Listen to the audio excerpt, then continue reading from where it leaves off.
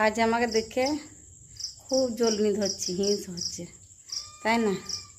খুব হিংসা হচ্ছে, কেননা তোদের তো কোনো যোগ্যতাই নেই আর সেই ট্যালেন্টই নেই আমার মতো হওয়া, ভিডিও বানানো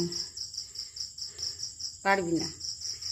কেননা আকাশ আর পাতাল অনেক তড়িতবাদ আছে।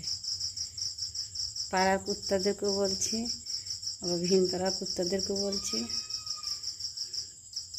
ভিন গ্রামের কিছু কিছু মাগিদেরকে বলছি, এই যে মানুষের পিছনে আলতু ফালতু যে কথাগুলো বলো তোমরা, সেগুলো কিন্তু মোটেও ভালো করো না।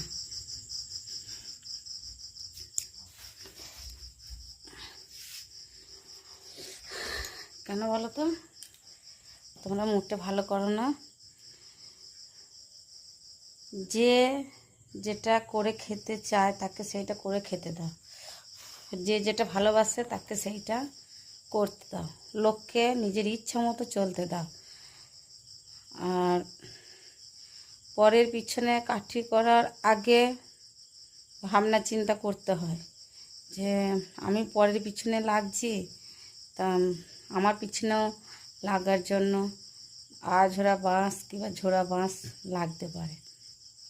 তাই বলছি মামনি, তুমিও এমন কোনো সাধু সন্ন্যাসী না, বুঝেছ? তুমি যদি মানুষ হয়তো বুঝবে আর শাক হয়তো সিঁচবে। আর তুমি খুব একটা সাধু সাবিত্রী মামনি না।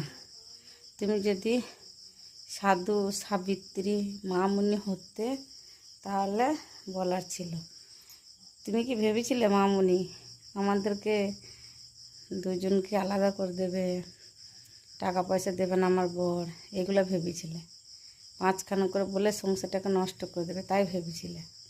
মামনি অনেক ছোট আছে আমার কাছে, অনেক, বুঝেছ?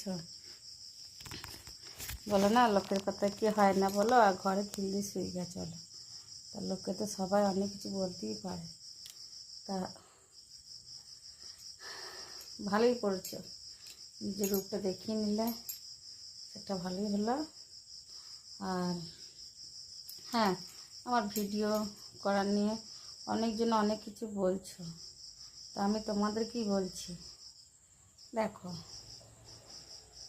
অনেকজন অনেক রকম ভিডিও বানাচ্ছে দেশে, কেউ মা ছেলে, কেউ বাবা বেটি, কেউ ভাই বোন,